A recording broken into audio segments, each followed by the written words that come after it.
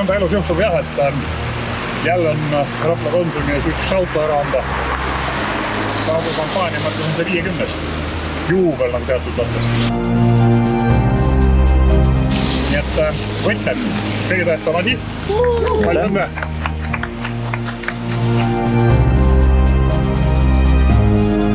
Algul mõtlesin, et mingi müügikõne, aga siis ütles, et olen võitnud autodi tuli jaama. Palju täna tuleb inimesed Eestimaa? No ma ei tea, mingi 10 kanda tuleb. Kugulased tuttavad, kolleegid, iga kodus täpselt väga.